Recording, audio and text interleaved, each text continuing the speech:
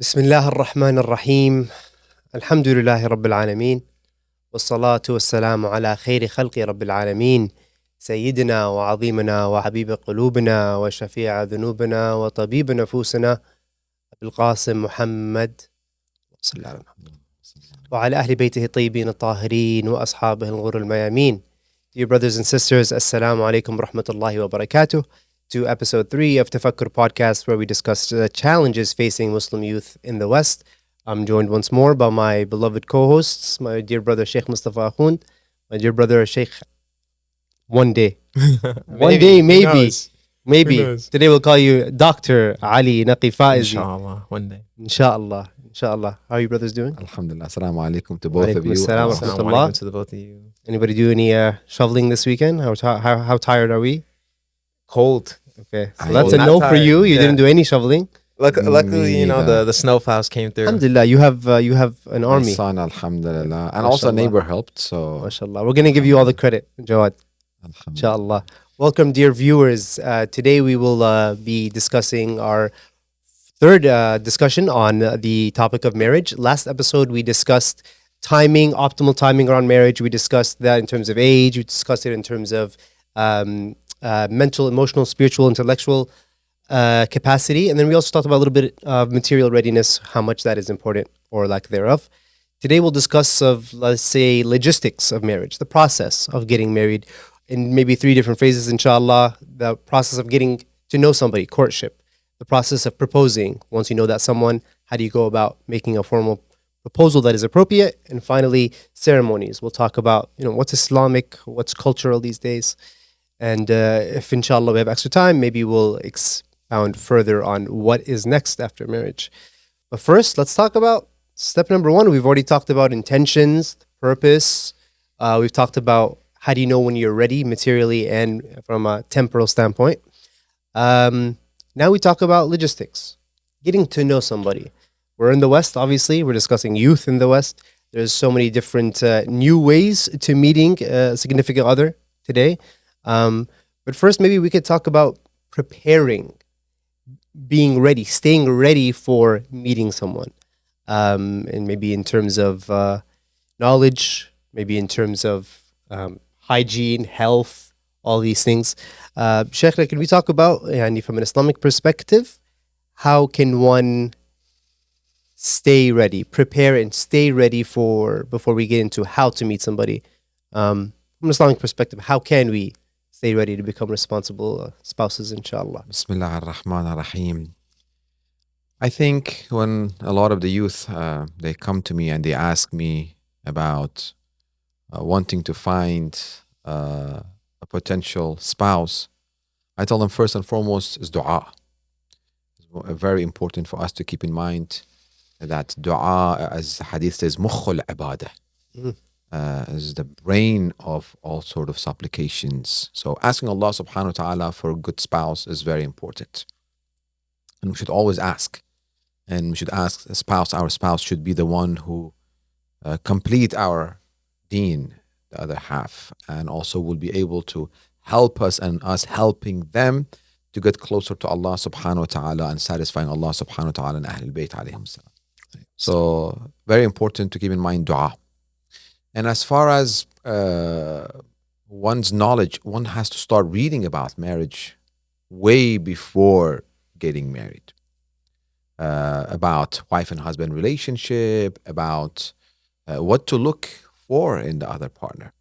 Unfortunately, due to the lack of knowledge and being influenced by social media and our relatives and cousins and the environment that we are in, sometimes, and unfortunately, majority of times, we forget the characteristics that we should look in our future spouse. Our mind is completely shifted. So reading books, listening to lectures, and reading Quran, and asking Allah subhanahu wa ta'ala brings our attention back again, okay, that your future spouse should have these characteristics, should be someone, again, that should help you get closer to Allah subhanahu wa ta'ala and vice versa. So these are some preliminaries, and letting the parents know that, well, I think I'm ready, or if you start looking. It's funny when I tell people, for example, age 18, 19, and I start telling them, okay, it's time for you to get married, or even sometimes 17. I tell them, okay, think. They say, no, Sheikh, we're not thinking about it right now. We'll think about to age 24, 25. When I'm ready, I'll start thinking. Start At thinking. that point, too late. Like thinking that girls are standing or boys standing by outside the door. Then as soon as you Waiting start for you. thinking, you open the door, okay, you can pick and choose. The process takes time. It's not going to be easy. Sometimes years it will take, even though you are actively and eagerly looking. But it's going to take a year, 2 or 3 until you find the right potential spouse. So I think during that time also I have to look after my health, as you mentioned, and hygiene, and make sure I'm not overweight, make sure I eat good. Same thing that let's put this, whatever I'm expecting from my future spouse, I must Center. practice it right now. Be what you're looking for, almost. Exactly. Attract what you want. Definitely. So if I don't like someone who has this kind of characteristics, make sure I don't have this kind of Yeah, it'd be characteristics. hypocritical. Definitely. If I want someone religious, how many people, brothers, they tell me I'm looking for someone as Fatima al-Zahra. I tell them, well, you are not Imam Ali alayhi salam, so don't expect that. If I want them good akhlaq, make sure I start practicing my good akhlaq myself. If I want them to be on top of their prayers, make sure I am on top of my prayers. Food intake, whatever it is, social gathering, how they behave, whatever, Responsibility. everything. So I think identifying it, even writing it, that this is my future spouse, I like them to have this kind of characteristics. Write them down. People might laugh at that, but there's a real power to really listing out what you're seeking, whether if it's for course. work, writing down your checklist. But once you make it real, and once you start to write it down, You see it, almost start to internalize it from there. of course. So you write it down right now from these 5, 10, 15, 20 things that I'm looking my future spouse. How many of them do I have with myself? Or I don't have any of them, and I'm looking for someone. Unfortunately, a lot of people are trying to change based on external factors. Meaning, That if this thing happens, I'll change. yeah, If I wish life worked that way. Yeah, for example, if I don't know, let's see, come up with an example. When If my brother gets married, then I'll get married. or no, for example, sister says, when I go to Hajj and I come back, I'll wear hijab. When I go to Karbala and I come back, for example, I pay my khums.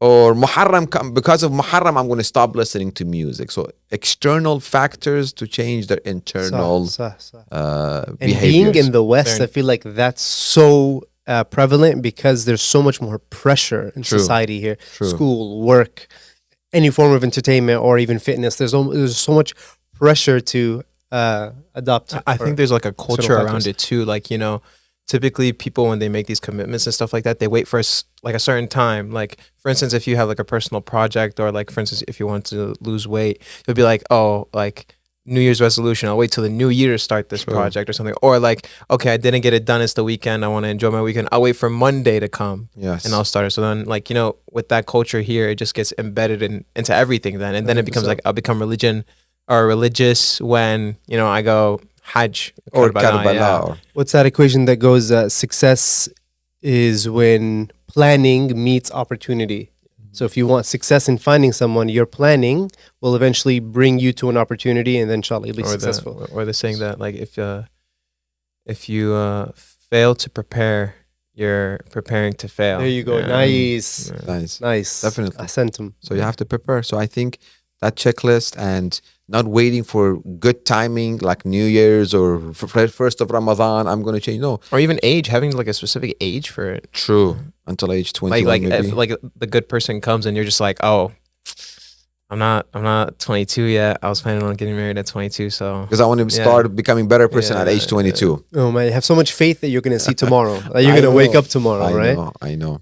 Okay, so let's assume that we are ready. We made all the preparations. We went through the checklist. We went through the checklist. Now I'm a youth in the West.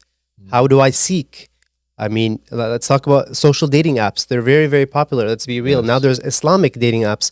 On the way here, actually, I had a brother in the car with me who told me that there's a sheikh somewhere in the Middle East who has just launched his own dating app. I His believe it's own? Mufti Mink. I have not verified this information. However, this is a very trusted brother. He told me that he launched his own day, so it's becoming real. I think There there's is also a Shia Minder. application Yeah, also. There's a Shia Shia dating app. one. So let's talk about, like, obviously there's pros and cons with dating apps.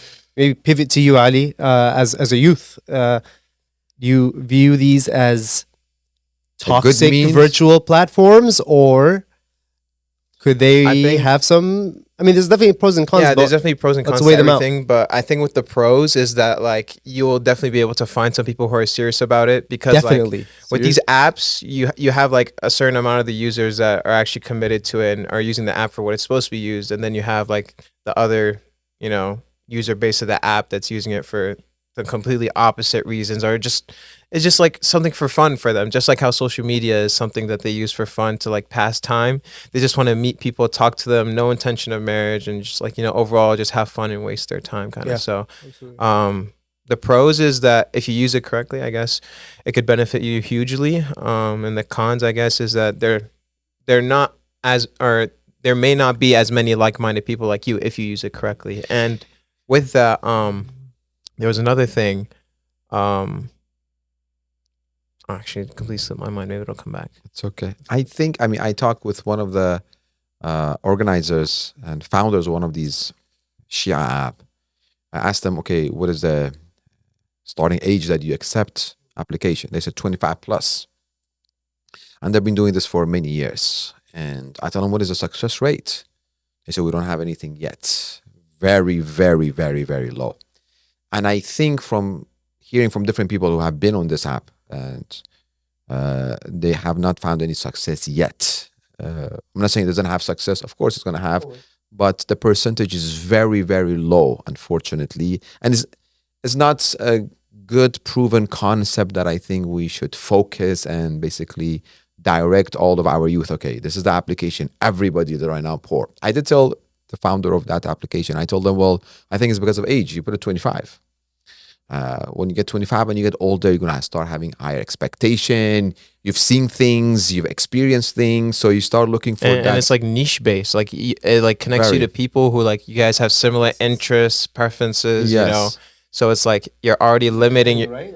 it can be a good thing, but like I feel like Sheikh can agree with me on this, is like when you're getting married, there's a certain amount of open-mindedness that you should have, Very true. and things that you can be open-minded about. Like Very true. you shouldn't limit your options already. I mean, already if you think about it, how many people or potential spouses are out there that are like, I guess you could say, good mu'min and like beneficial people to become that life partner for you. If you're adding like additional things like must be like a soccer fan, must know how to cook 5-course meals. Well, that's must- I think one of the yeah. obvious cons is it could be so superficial. But what if I'm looking for someone that wants to have kids in year 1 of marriage? That's a very specific thing, which might be helpful in a like a social dating app situation. That brings back to my argument from the first episode and second episode. The older we get, the more we become Stuck in our ways, or specific. We know what we want. specific, and also we become very stubborn that, okay, this is what I want. And we start becoming closed-minded, and I think we become less risk taker. And something we didn't mention about that is like, partly you can say is like, that's because like, I guess at that age, you don't have that much time left to live your life like according to someone else's plans. Like if you're True. young, there'll be instances where like you compromise with your spouse, right? If your spouse wants to do something one way and you had something else in mind, well, you can compromise, you can find a way. But when you're older, I mean, those glory years of your marriage that like in the beginning that you want to enjoy, let's just say like those years that you want to bring kids, right? That time frame is shortened. It does. So It like does. your ability or your willingness to change your plan for someone else becomes like, because you don't have that much time. It's not going to go according to plan for what you thought it was going to go. So I think going back, I don't have a proven concept yet. What works exactly, and as a community, what we can do for all of these people who are trying to get married. Yes. But one of the things that I have advocated always, alhamdulillah, I've tried it in our center. It has worked a little bit in Imam Ali Center. It's for me as a leader of the community and a religious leader, I'm actively going after the boys and the girls. You're You wanna listening get to married. both sides. You want to get married. Yeah. Your parents are okay with it. Okay, let's see how we can put them together. And typically, as soon as two parties are good. Yeah. Office. The infamous arranged marriage. Huh? It is. I mean, they come to office. Okay, they see one another. They talk. They say, okay, right now, while I was present, and your parents know about it. So it says arrange same time you're choosing. So it's kind of a very mix of different. Yeah, no, arranged platforms. marriages could be beautiful. I mean, with Definitely. consent, they could be really, really good course. because usually it's the arranger knows both parties. It's kind of like a wingman. Exactly, Yeah. a wingman that knows you Yeah. and has really good intentions. Yeah. What you said, I was listening to a lecture by Sayyid Hussain Qazwini, and he was curious to hear your take on this. And he was saying, like, a lot of our youth are now resorting to dating apps, possibly because maybe as leaders in the community, we're not facilitating enough programs Of course we dedicated should. to this. Of course, we I should. think that's real. So sometimes I can see some of the religious leader of the communities, due to their age and due to a lot of commitment that they have within the community, they might not Set a have. priority. and their social priority. ability, you know, how social they are with the Also, I mean, it's a lot of. I mean, unfortunately, again, it's due to the gap between the religious leader as far as age is concerned and the youth. So that gap brings that kind of Less a understanding, shame yeah. and like haya that I don't want to connect. Yeah, Alhamdulillah, it's a Allah good has point. blessed me to be a little bit. You're have definitely the- more approachable. Still have a little bit of youth left in me, so Oh, you're still young. You still got it. I'll try to, when at different communities I go, I tell them try to find one person, one individual, or two people, or three people who youth can relate to and they can communicate, and they go actively look for these people. In addition, that the girl or the boy is looking for them also to look. So it needs someone who cares. Yeah, it would be such a positive addition to a community. It's a role. It's And a, they it's a real care, role in and the they should community. not be. They should have a very, very open heart. I mean, there have been recently, at least, unfortunately, in this past year, the more I'm receiving rejection from the parents of boys or the girls that no, right now they're still young, let them finish education, or no. Sometimes when I go home, I tell my wife, I'm kind of want to give up. Just forget about them. They don't want to do it anymore. Khalas. They don't want to do it. Like, why should I boil my blood for someone who doesn't care about themselves? I mean, it's not. I always tell when I tell the boys get married, they say, no, Sheikh. I tell them, Habibi, I'm already married. I'm telling it for you, for your own benefit. There is no benefit or whatever in it for me if you get married. I'm trying to protect you. I'm trying to have you start new chapter in your life sooner and see life from different angle and perspective. Do you think that's a consequence of growing up in the West, resenting marriage? I Because think we see parents. I think it's parents. Parents. Yeah, parents definitely play like a big role in it because, like, at the end of the day, like in terms of like parents that are not encouraging it, or parents that had bad marital relations. That No, you- right now it I could have be both. I It think. can be. And I have two cases identical. Two boys came to me. They approached me for two different girls, and I went to both of their fathers. Different timing. This is like about 6 months apart story. Both of the fathers, they said, we will not even open, and their daughters are 19 right now. We will not open the ideas to our girl because we don't want her to start thinking about anything except education. School. They have to finish school. And when it's 24, Sheikh, come back to us. Is that a fear because that fathers or parents have because they maybe there's this fear that the husband will not allow his wife to Education, continue her education? that can could be a be. possibility. And also they want Culture. them to be culture. They want them to become independent, Mm. start working and be their own. And they're right now thinking about marriage. So, I mean, I don't see any. The whole thing is, unfortunately, according to Deen and Sharia, has a lot of mistakes and flaws into it. So parents have told me, don't even approach our daughter with this idea at all. I said, okay. And I think they like the idea of like self-sufficientness because, like, let's just say if she does get married and something goes wrong between the couple, right? I was just The gonna self- go there, The self-sufficientness is like especially a in the backbone, West. Yeah, Plan B, you know. yeah. I've seen I've known some divorced sister that couldn't get her degree, not for the same reason, for a different reason, but ended up getting divorced, and she was in trouble because she didn't have family here. And not getting that degree and having that ability to earn an income really hurt the marriage. So I feel like sometimes we need to consider that there might be a divorce in the picture where she needs that ability to earn an income if she's in a situation where she doesn't have family that can take care of her.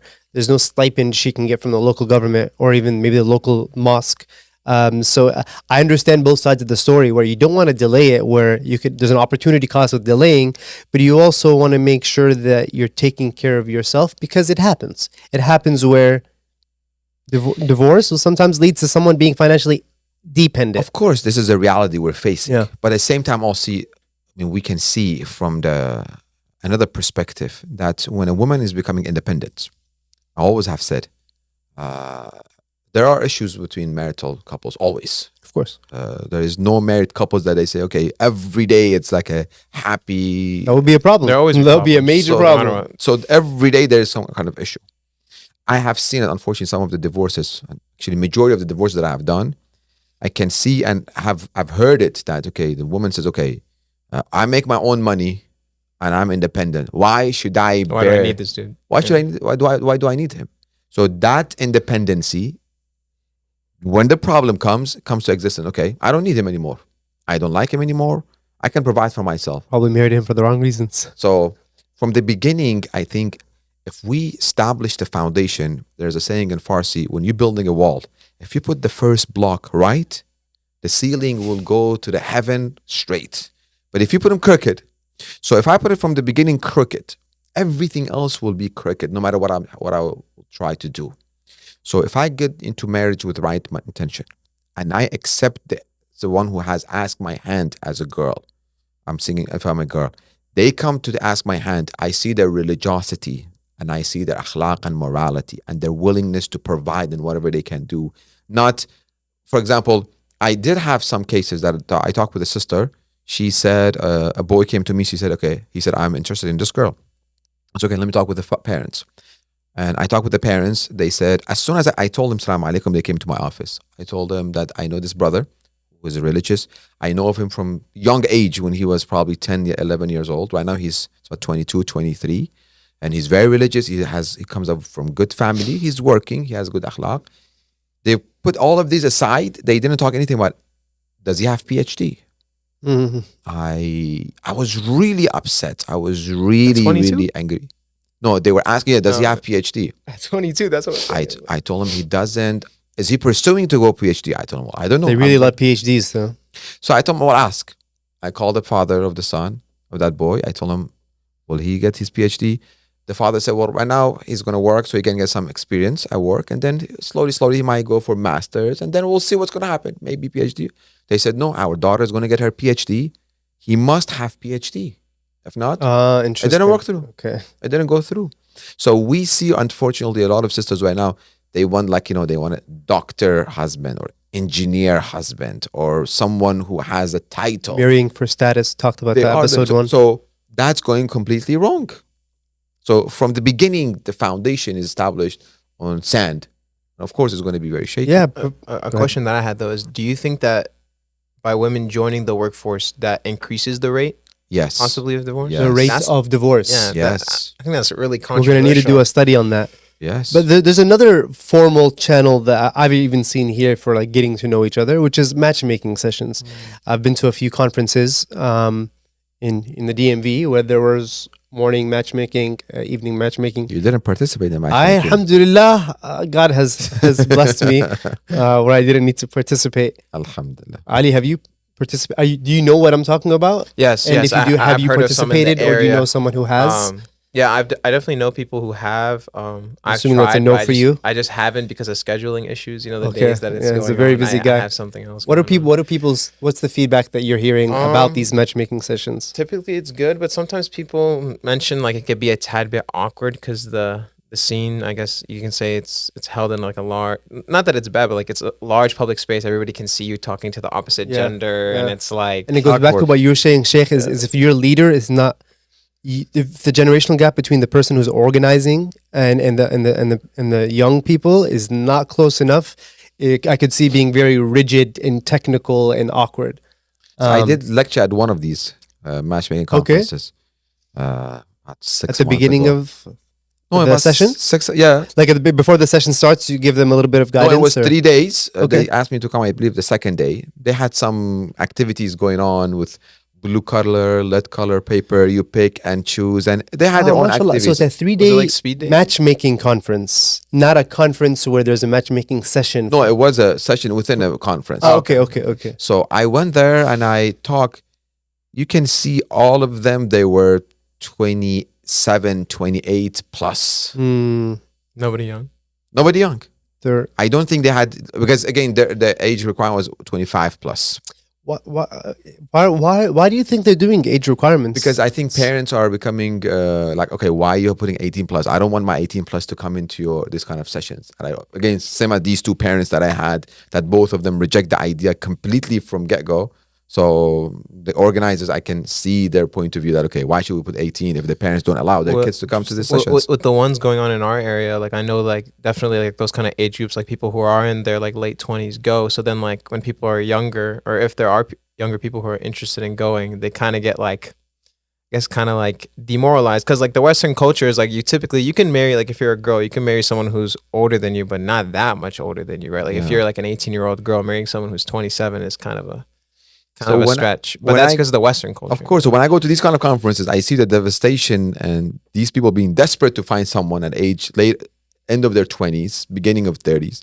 I'll come and I tell the younger parents, okay, your son and daughter, 18, 19, 20, this is a good prime time. Let them go. And so they won't be, because I'm seeing the end of the line that I have a lot of sisters aged 29, 27, 26, 25. But do you think it's beneficial when like the culture around it for young people with those sessions isn't really encouraged? Like for instance, you already have the parents who aren't letting their kids go, right? And then you have the group of kids, or I guess not kids, but the youth, that are not going because they're under the assumption that it's only going to be much older people. Like if I'm a guy, I'm 20 years old, right? And I go there and there are only women there who are 25 plus, I have no chance.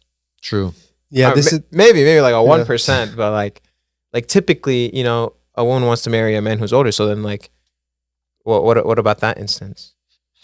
If they allow it and if they promote it from You the think it could beginning, change and it could be of beneficial? course. So I told them, the same organizer were the ones who were also doing an application. I told them, put that application, 18 plus. I told them when they get to 25, 26, 27, they're kind of established in a way and they don't want to change for the other person. You see them coming from different, so they had people from different states coming. So the girl wants, because she's already started working and she's independent. She has her own life established in one state. And the guy also, he is established in his own state or different country. No, they don't want to change. They don't want to change. A mother comes to me, she said, my daughter is 37. She's a doctor in one of the Gulf countries. She's well off. Find me she's inviting a husband. Find me 40, 42 years old that is willing to move to the Gulf. Everything, go to that country because of marriage. I was like, who's going to do it at age 42 typically? You'll find some guy. Well, until now, I haven't found it. If you find, please let me know. Stay-at-home guy. There's a few in Virginia. Well, let me know, man. We can connect these people. Okay, this program can, inshallah, hopefully be a good... We can put two people together. Okay, so I have a proposition before we move on to the next one. What if we merge the two? Because I think you mentioned something real, like where you've established an expectation that there's going to be a specific age group going there. I'm not going to go because of that. What if we incorporate the best of the dating apps with the best of the supervised matchmaking sessions, and instead of the application, make it an application that allows you to maybe set appointments at the matchmaking session with people that share your preference in terms of age, your preference in terms of what they want out of life, what their priorities are, how early they want to have kids. What are your thoughts on that? I don't think it's going to work. Yeah, no, see, I think, or you can go. I don't know, go after you. Sure. No, go ahead. Okay. I was going to say, like, I agree with him. I think, like, kind of the root cause is like the cultural aspect. The root cause of like why it's not succeeding. And if you want to combine it, right, get the best of both worlds, well, that problem is still going to kind of be there, because I feel like the niche group of youth that are like, I'm not going because there's no one there for me. It's probably like the more open-minded youth, right? With the open-minded parents, because they're like, I want to go, but I just don't think people in my age range are there. But what if you have a way to find out if people in your age range are there? Well, let's just say we find a way to do that. Like we put we say like you'll be categorized by like maybe like a 5-year age gap or something like that, right? Where like you can make a preference for your like meeting someone. You just put in your information. Right? You look at whoever's there. Let's just say we do that, right? But see, sorry to cut you off, but see, right now, the era that we are living, talking about 18, 19, 20, 21-year old getting married it's not common. That's what I'm saying. So It's not going to work. so I'm saying that niche group is like, there's so few of them already, right? Let's just say that's like 25% of the youth, right? You still have another big chunk of like, for example, maybe 18 to 22, right? 18, 22-year-olds, 75% of them won't be attending in general because the parents aren't They're not even allowed. open-minded. Yeah. Yes. I mean, I think that's the biggest issue there, is that we're encouraging you to start looking at 25. We're telling you once you're Which 25. is very late. Yeah, I mean, I got married younger than 25, but I wish I got married even younger than I did. But then I think about it and I feel like, well, actually, maybe I was, at 24, I was a little bit more intellectually developed. I was a little bit more mature. But then I think Exactly. Then I think now, 10 years back, you're maturing every few years of your life. in that case, So- 40 years old, you will be more mature. 50 years old, you will be more Exactly. mature. So, If anything, you mature faster with a partner. So it's like, 100%, because the Definitely. huge sacrifices have to be made. so I think if we can draw a conclusion to this part, will be that number one, parents, they really have to be involved. Number two, the boy and the girl, they have to stand up and say, okay, I need to get married. And this is a need that I have. Because from age 14, 15-ish, the boy has the urges and also has a lot of needs that needs to be met. Right. And same thing for the girls from age 11, 12, 13. So you keep delaying and and even just the delaying. desire, like just seeing that like loving kind of relationship, Of course. aside from sexual, Everything. So it's Like, all it needs. plays It's a all part. needs. So we've prepared, we've found someone, inshallah. In our community or Inshallah. actively asking around. Inshallah, exactly. I love. I don't know if you this was a proposition, but it kind of like formed into one in my head. But having a designated role in every community, a matchmaking role, like the role that you're playing, can have a few other brothers or a few other sisters actively playing that with good intention and open mind. See, I did a marriage seminar for almost 9 couples. About 10 weeks sessions I did for them. I told them, all of you right now, you are 9 couples, you cross the bridge with your dua, effort, whatever it is. Right now, all of you, since you're within the community, all of you have cousins, friends, relatives. Right. Start thinking about it. Right. Not necessarily only the religious leader, not necessarily Exactly. cousins, yeah. Not necessarily the Aunties. 2, 3 people. No, everybody should start thinking about. I think the same thing that they say, it takes a village to raise a child. It takes a village to marry people, a child. to 2 people to come Marry together. a grown child. So people have to think about it, that I should not, okay, alhamdulillah, I got married, that's it. No, I should care about my brother, my sister, my friends that they're not married. Maybe my wife knows someone, and then maybe Yeah. my husband knows someone. So actively trying to help these single people. It's the J word, right? It's jihad. Yeah, I mean, in the first episode we talked about how marriage protects half of your deen, protects. So when we push somebody like Ali to get married, it's not because we want to be annoying about it, but because we all agree that it's in Inshallah. everybody's best interest. Inshallah, timing is. jihad al-nafs is the greatest of jihad. Yes, it is. All about It's the episode jihad 5 or al-akbar. 6. We can. We'll talk about jihad al-nafs. No, we can do the No, nikah. no, Yeah. the ring is only on this Inshallah, hand. inshallah, that's bad luck. Okay, so let's talk about now proposals. Obviously, there's a lot of intersection between culture and Islam when it comes to proposing. But when you want to make the decision, when you want to approach, so a few things that are like kind of like ambiguous. So I think like a Western culture, when you think about proposing, you can already imagine a guy on his knees somewhere in public. There's roses everywhere. He's popping the question. But in Islam, is it always the man that has to make the approach? The proposal has to start from the man, or can it go both ways? Well, after we found the right person, and our guidelines to be, again, just reminding myself and the audience, being religiosity and deen and morality and akhlaq, not necessarily, may Allah bless all of your deceased. My uncle passed away 2016. He had four daughters and 2 sons. For all of his 4 daughters, because they're in Middle Eastern country, very religious, niqabi, they typically don't leave the house and they're always with their mother in the house. He was the one who found a spouse for all 4 his daughters. So he will go and find, he sees a brother within the community that he was also a scholar, within the Husainiyah that he was, or the masjid. Okay, this brother is good. Well, he would tell someone to tell him, okay, Sheikh has a daughter. If you like, come, and then you can see, and then if you both are happy with one another, of course, she has to be okay with it. Kind of arranged, but again, having both sides agreeing to it. And then, alhamdulillah, 4, mashallah, right now, he passed away in 2016. Rahmatullah alayh. All his 4 daughters are married happily, alhamdulillah. They have their own children. Inshallah. So not necessarily we have a taboo. And I think right now, the older they get, I've seen it a lot. The older the girls get, 27, 28, they don't care about any of these cultures and taboos anymore. Yeah. They just go and please, Sheikh, find us someone and just let's find someone. I'll go and ask their hands. And I had a girl, she said, I will provide. I'll provide a house. She's 31. I'll provide a house. I'll provide a car. Let him just find someone. Just be there. Why do you? I mean, I Sheikh, can't where are help. you finding these people? I can't help but 31. think that this might be also a reflection that maybe the pool of the men are not very strong candidates. Because I mean, I'll be honest. I mean, I'm not the most religious person out there. I'm not the best husband out there.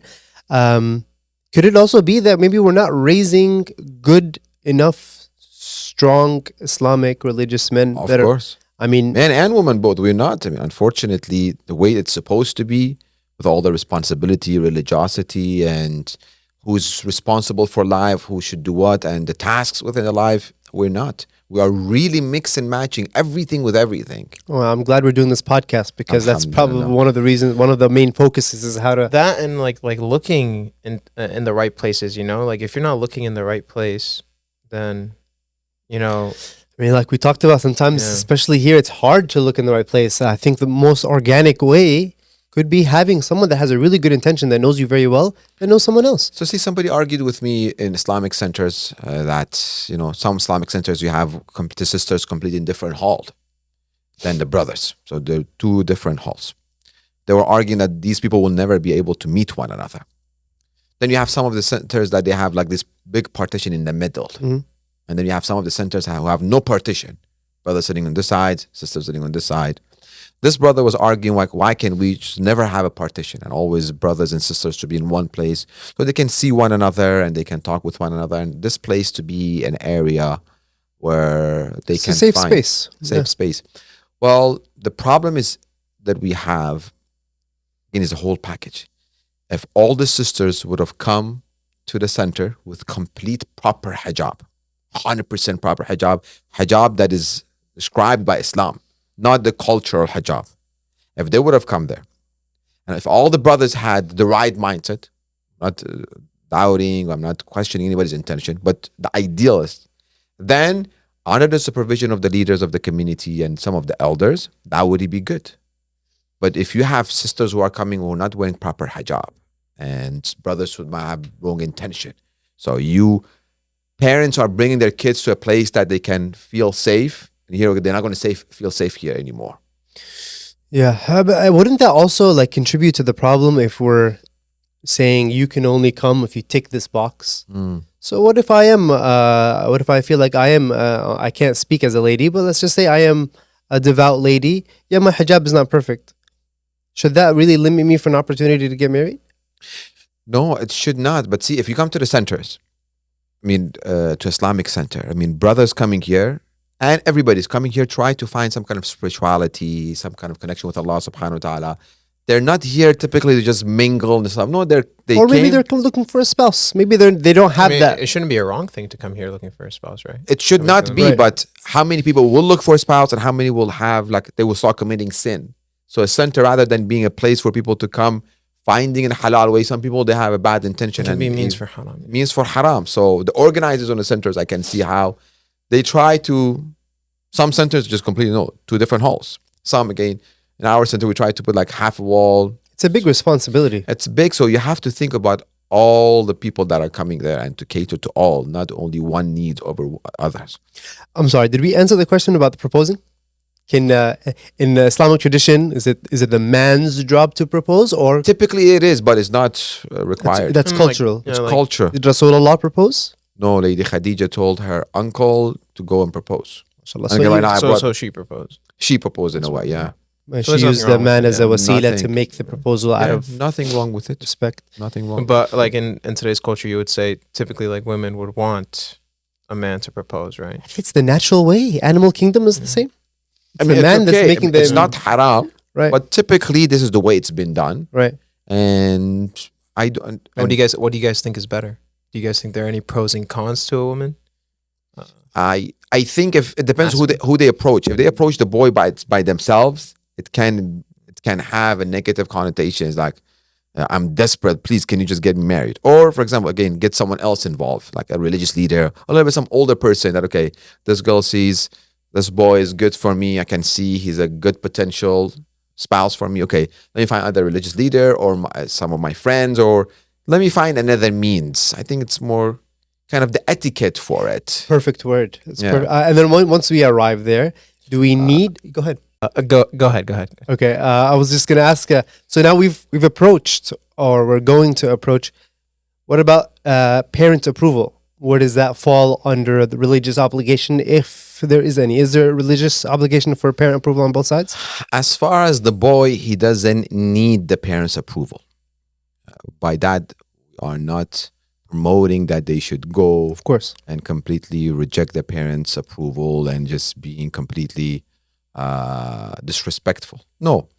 If they find the right spouse, they should try to convince the parents and to have their blessings in it. But their approval for the boy is not needed religiously.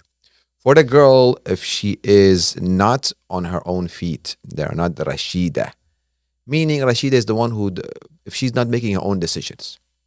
But typically right now, around age 18, 19, girls make their own decisions. Meaning they leave the house, they come back, probably they're working or they travel and they make their own decisions basically. She wouldn't need. They can decide for approval. themselves. Yes, so they don't need approval. But if they are lower that age, so it's not any specific age to it. Like dependence, almost. If you're really dependent Kinda. on your family. Yes. So if the father is completely providing and all the decisions made by the father, well, some maraja they say it's not needed either.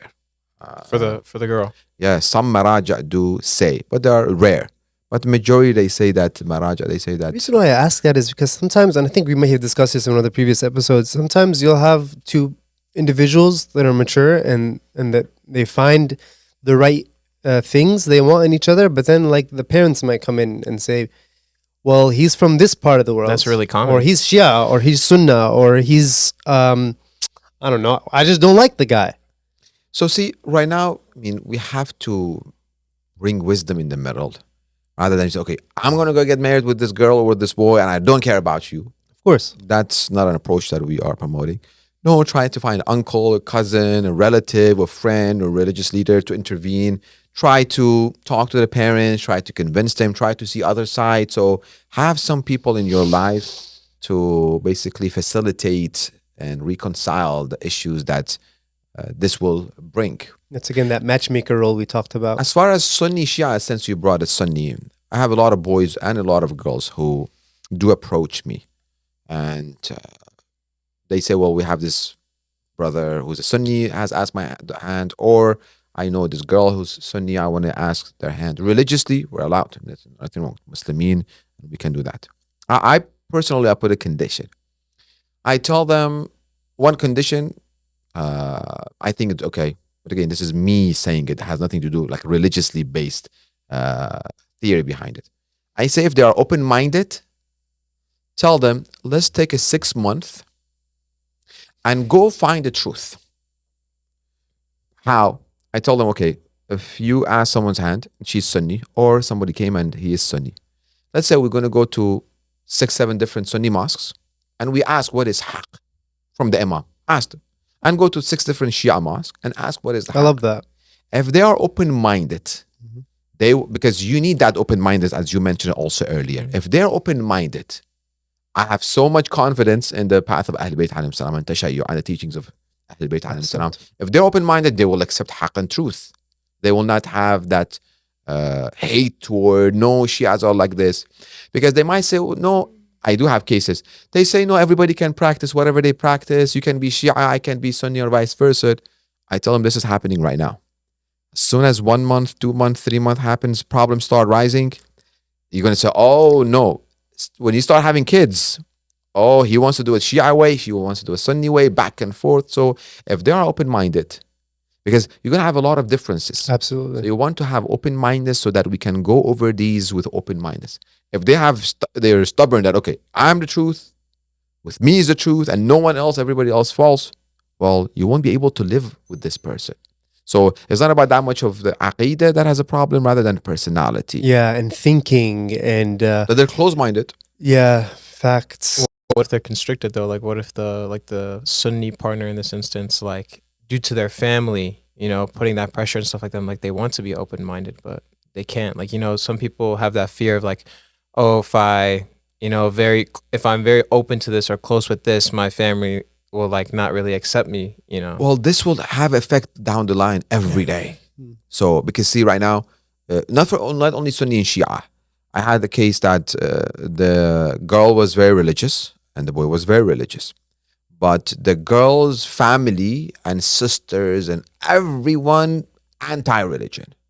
Like not religious at all, not only that, anti-religion. I told the boy, well, you're going to have children. Then they're going to grow up and they're going to see their With their cousins, aunts, and so on and so forth. So all of this will have an effect. So family matters. Family matters. So Yeah, if their it family really does. family is like the grandma, okay, grandpa, okay, when we go there, we're gonna Imam Ali, I'm gonna say or not, and it's gonna start raising issues. So you want to, they're all gonna be always issues and problems. So you want to eliminate as much as possible. صح. Santum. Yeah. We're making good on time. Now we talk about ceremonies. Maybe the best place to start would be maybe dowry and then maybe nikah. Where should we start? Well, the Because we problem, got a lot of questions there. I know. We should start with Sheikh's reels. The problem, do we have that sound like that? 50K, 2 kilo gold. Oh, the dowry reel. The Yep. problem is that we are unfortunately more cultural than religious. We are letting culture to play the most important role in our life. Absolutely. Because we think, and this is the reality, we are accountable to culture. Why? Because of our people.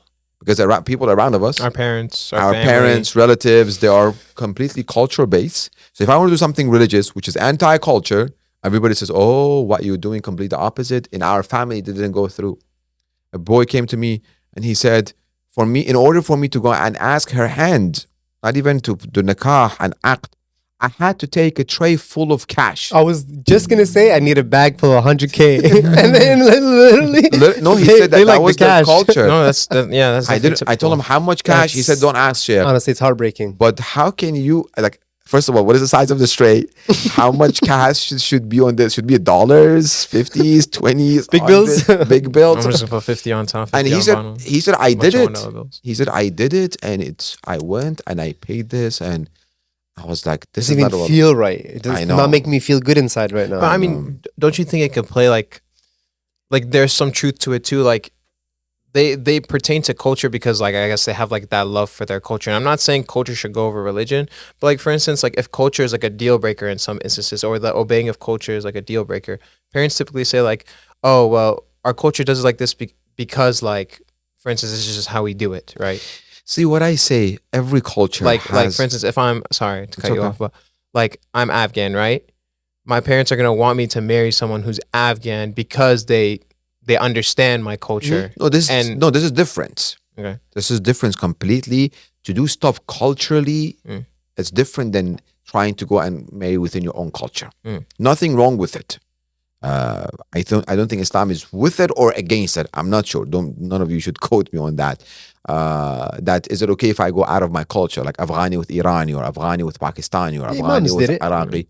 Imams did it. I mean, some people bring that And argument. then people say that, oh, you're not the imam. and But then the everything imams- they do is an example for us. Yeah, that's true. So, because Rasulullah and the Deen said anybody who religion and morality. So that becomes the base. But having someone within the same cultural, I can understand they do have a point which is not anti-religion. صح. I can understand it. The Makes it commonalities easier. are Yeah, much yeah, more. for sure. The It's language. smoother. The The language. Sometimes maybe the parents Traditions. don't The speak etiquettes, English. yeah. So I can understand it. Again, it's not, if it's really, really, And what if they're compelled by that? Because like I know earlier you were mentioning like in this like for like my young generation, I feel like it's easier for us to basically not necessarily abandon culture, but prioritize it less than religion because like we've come here with this American upbringing or this Western upbringing where we're not in the country whose culture we're practicing, right? Like me as an Afghan American, I'm practicing Afghan culture, but like I was born in America, Western culture, right? absolutely. So it's like my connection is not as deep as my parents.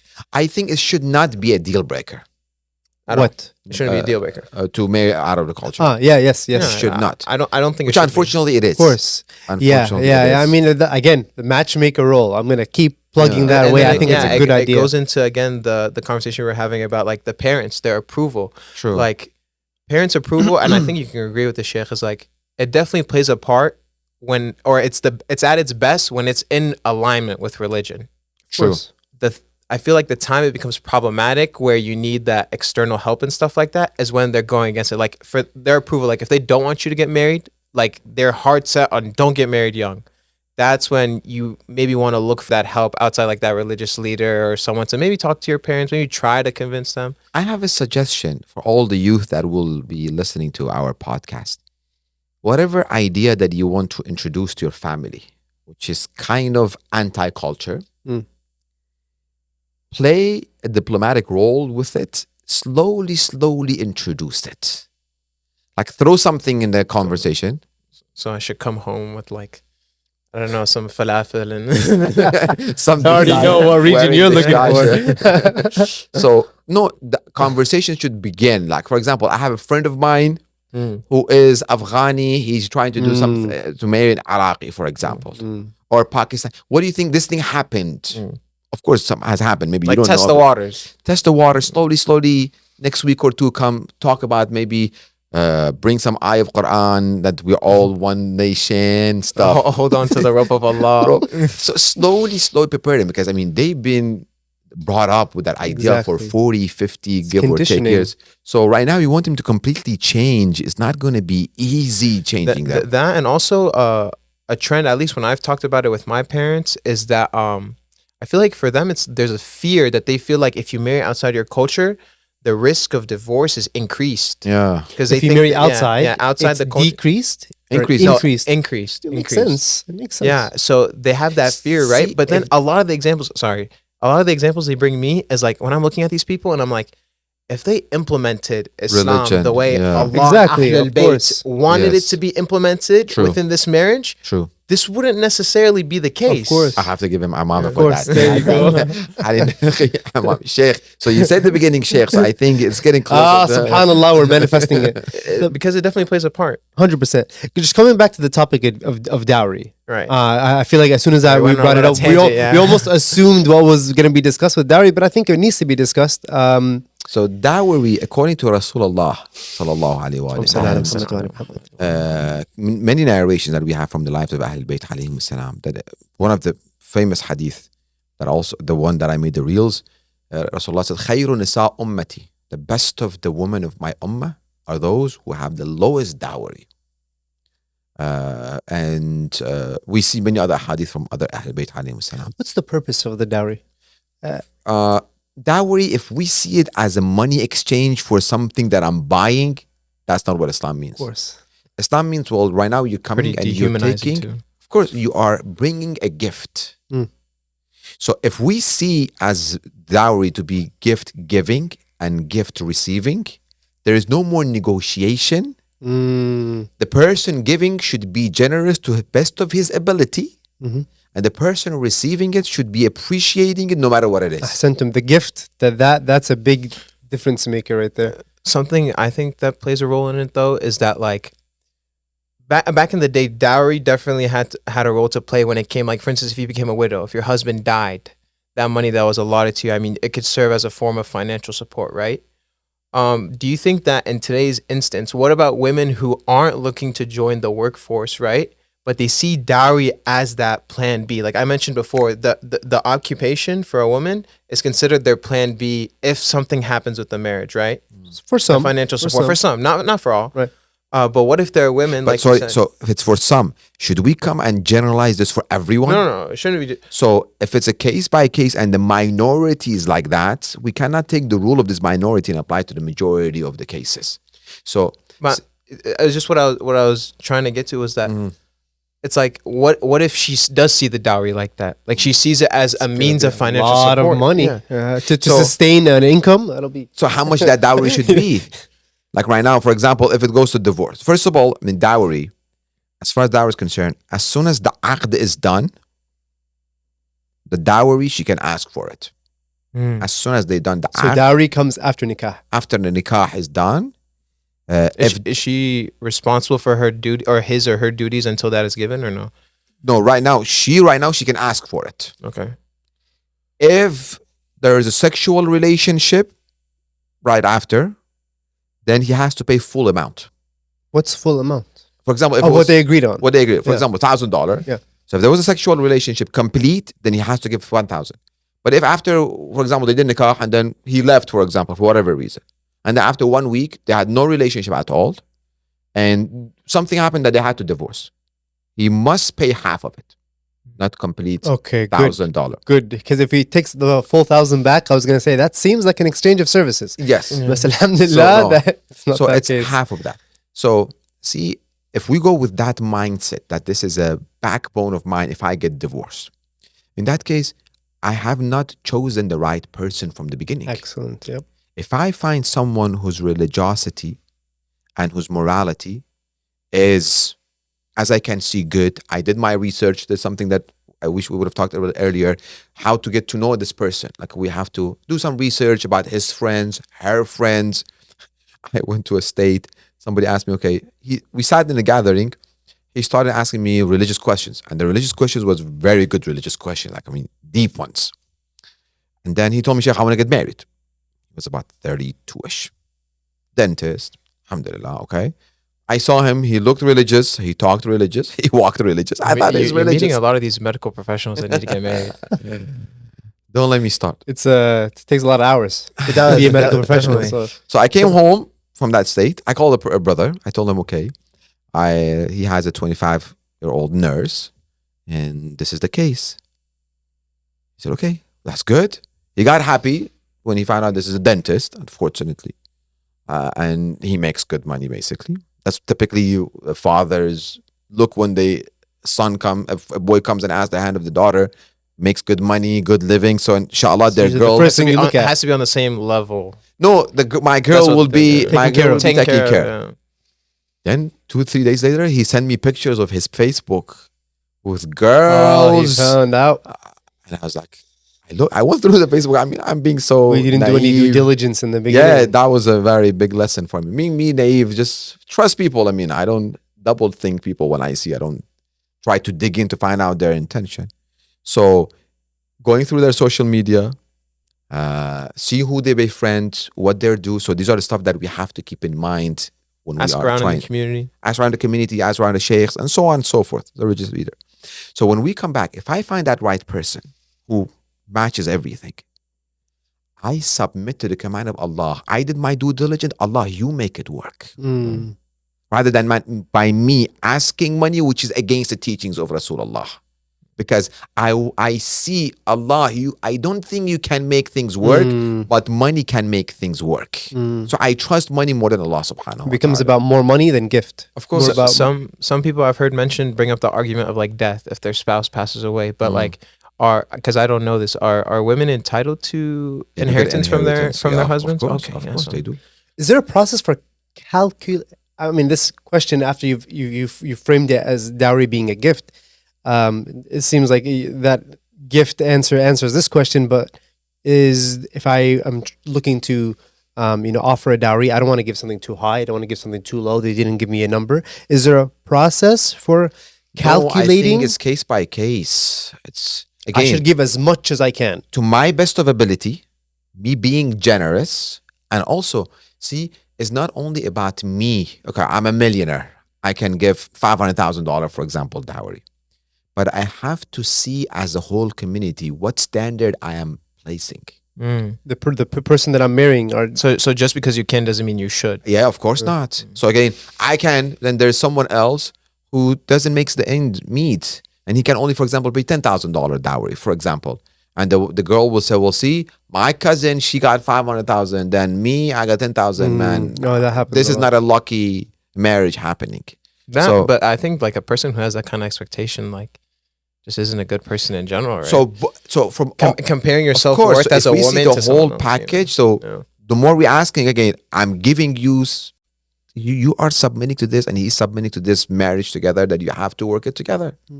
So we should not see it as, okay, unfortunately we have some cultures, they sit and negotiate. Yeah, no, 100%. I've been to some nikah.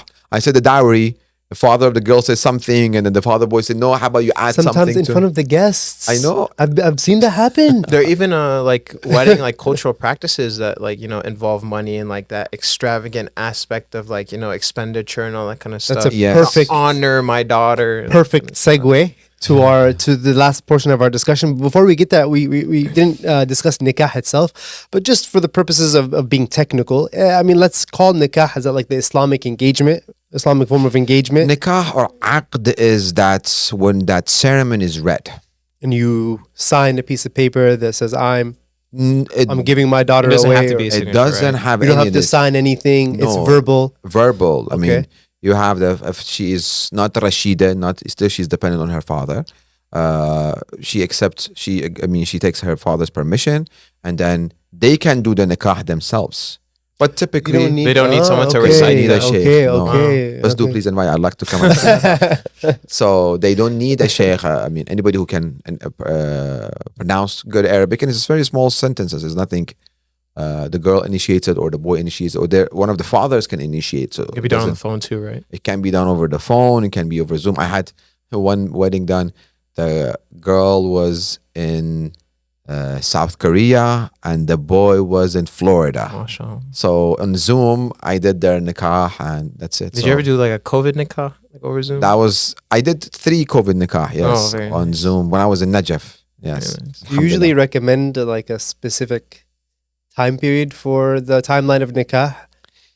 culturally, Don't wait, because culturally you see sometimes 2, 3, 4, 5 years. I've known 9 years between between the nikah and the the wedding reception. ceremony. oh, Yeah, so like it varies. I mean, so after I think I know what your answer is going to be, but I'll give you the floor.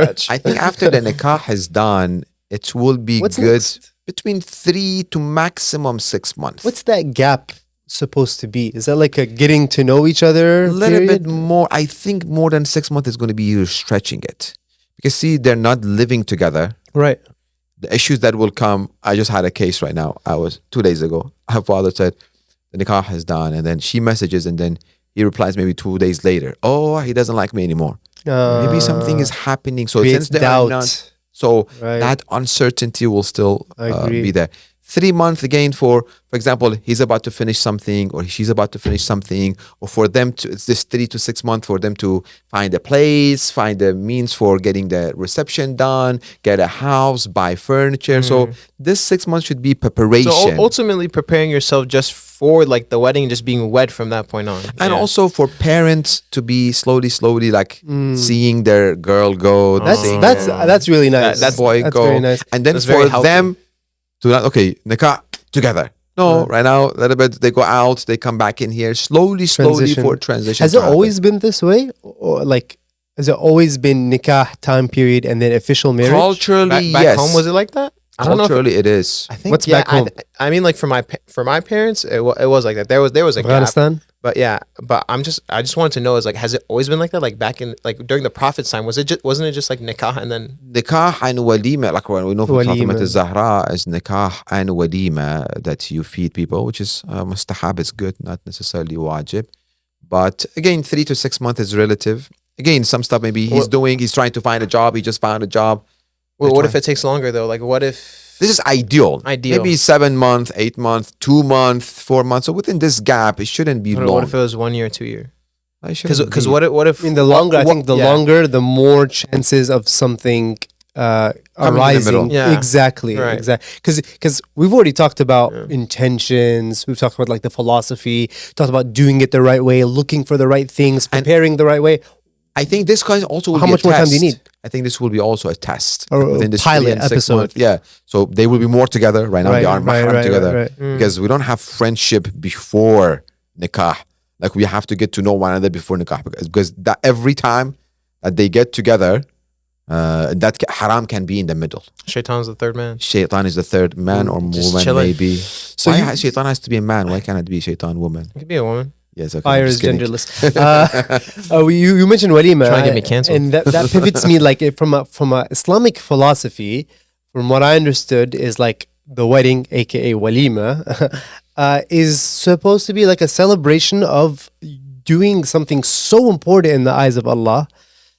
But doing that here in the West, a lot of other things come up. Yes. And I think we've talked about before how, like, you attend a wedding here, and like it starts off all religious, and then it ends off in the opposite spectrum. So True. there's a lot of big challenges with wedding ceremonies, especially in the West. I mean, from the costs associated, I think average is like 30K in the US for a No. wedding. No. Is it 30? I don't think it's 30. I did average, Thir- like 30K? average what I saw is like median is 30. It starts at 30. Within the United States, Yeah, just US. That's Not- American, not yeah. not no, Muslims. Weddings in not Muslim weddings in the West. This is just average wedding in I America. can see that. I can see that. Yeah. I mean, for sure, but like you got But some people Muslims- have like their church weddings, you know. Yeah. and that which I contradicts wish we the had whole that point. culture. I know. So somebody has to make that culture. So this is something that I hope all of our youth start making that culture. So Which is- by itself, number one, it must be separation between men and women. It The wedding. must be. There's no question. There's no way we can, even if the men sitting on one side, women, because none of the women are going to come with proper hijab. They want to dress tight. They want to wear makeups and all of this. So they are completely haram for the opposite gender to see them. Imam Ali and Sayyidah Fatma's wedding was segregated, or weren't there? Wali- Was it everybody there together? It was like a zaffa. No, they came The in the women were street. there.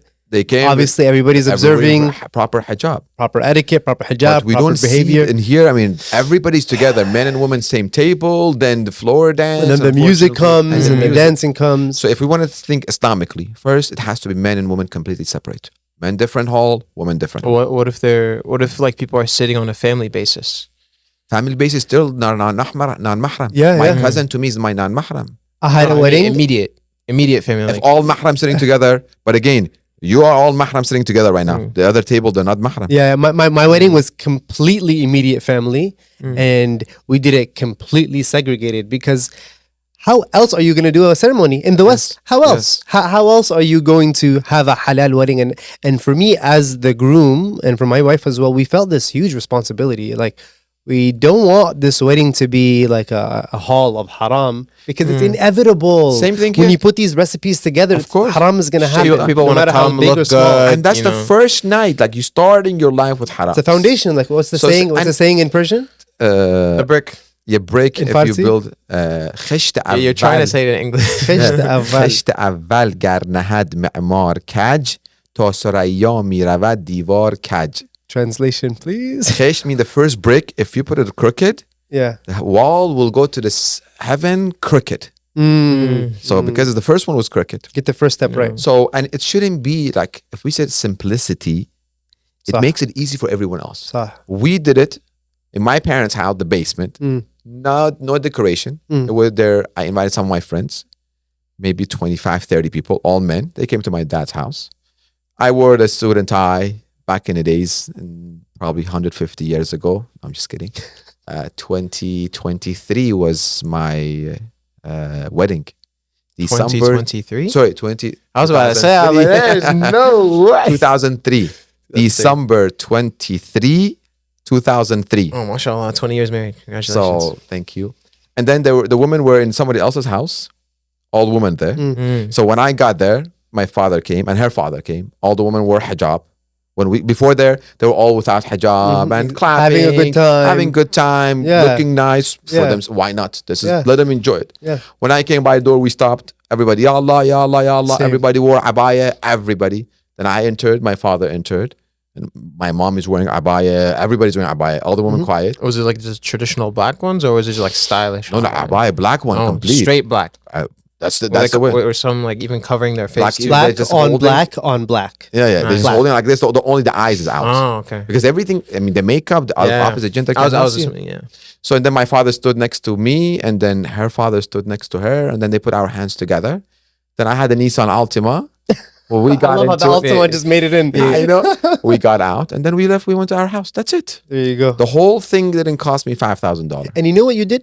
or what you didn't do, you didn't put pressure on the next person in that room getting married to Of have course. a lavish wedding. Yeah, but that anxiety definitely exists. I It's think through the roof. For So me, guys don't want to for get me, married yeah, because of for this me, I reason. feel like that's one of the reasons. Like, I'm just thinking about it. I'm like, man, like an Afghan Where I'm culture. gonna Yeah, bring that money. like not only bringing the money, but like Probably if you sell the two food, kidneys, the decoration, the two makeup, the kidneys, dress, the and rings. just the planning of all of it, and like the unnecessary headache of it being all extravagantly lavish. Like, don't get me wrong, you should enjoy your wedding. It should be nice. No one's saying not to have a nice wedding, but with like the expectations gradually, non-stop, not stopping. there's no end to it. Yeah, it's like guys, like you said, they just don't want to get married because they're like, bro, I have to go through all this. I can't even sit down and enjoy my wedding.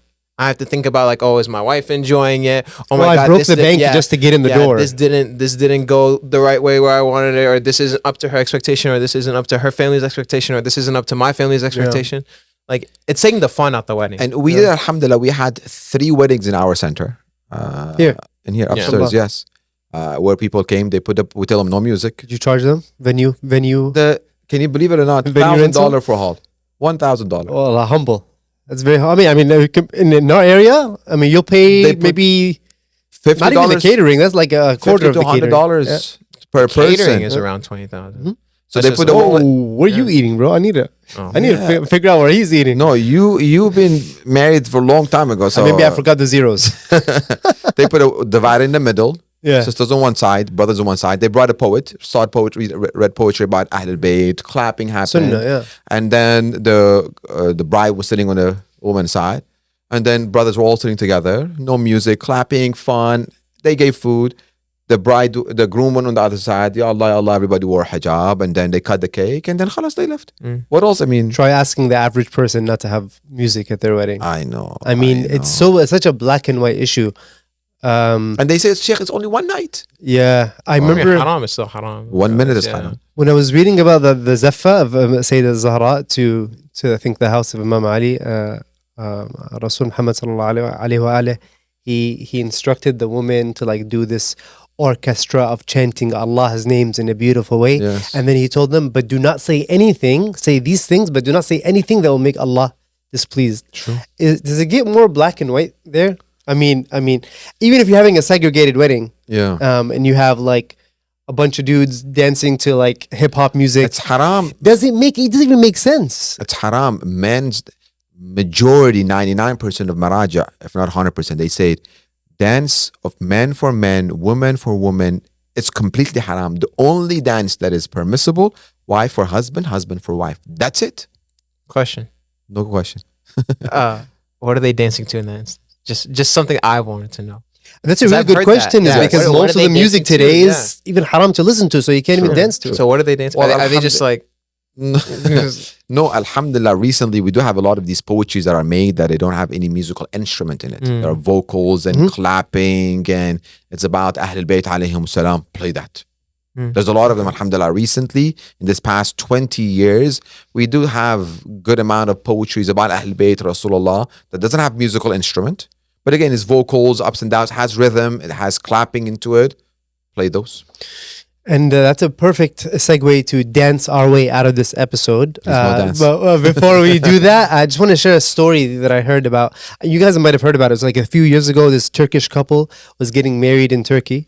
Yes. You heard about it? Yeah. Do you want to tell No, the go ahead, go I'll tell ahead. the story. They were raising money for their wedding, and they had learned that there's an influx of Syrian refugees in Turkey. They decided to take all that money that they had received and had raised, and they said, "Okay, how about we feed these refugees?" mashallah? They did. That's very I nice. don't And they remember went how with much their- money they They spent. went with their Yeah, dress she went and- with her wedding dress. He Yes. went with his suit, and I don't remember the number of people. Yeah, they me fed neither. Should be thousands of people course. with the Wow. money that would have fed I was only gonna say 200 of your 100. guests. Wow. No, They because fed it's thousands of thousands. refugees. And I couldn't think of a more perfect example of what a wedding should be.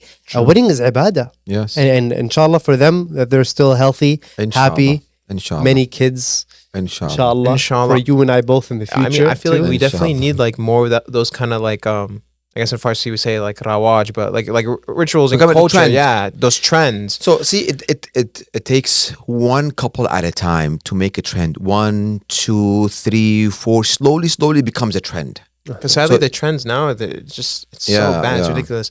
Like, I feel like as an Afghan, for me, like, just one of the things that I don't like that take place typically in the non-Islamic Afghan weddings is like, and I'm not gonna sit here and say I haven't done it before. When I was young, not knowing what I know now, I've done it. But now that I think about it, like, what they do sometimes in some instances, they throw money.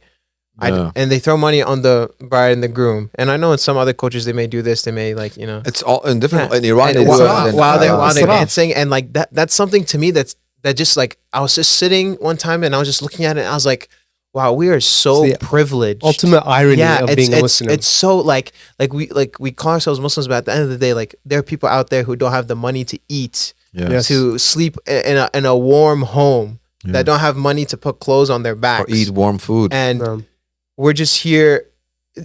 We only care about our own enjoyment. Yes. We care about, oh, this is my moment. I want to live it to And the fullest. You said moment. It's beautiful reels.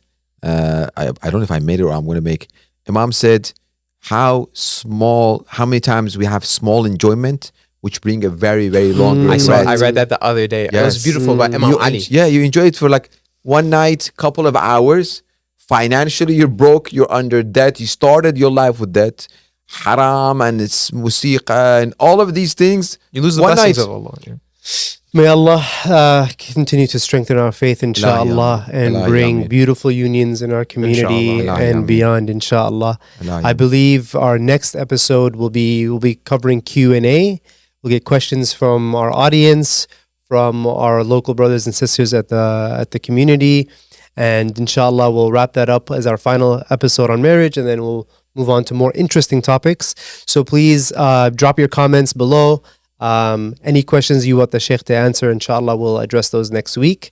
And until then, take care and thank you for tuning in to Tafakkur once more. Wassalamu alaikum wa rahmatullahi wa barakatuh.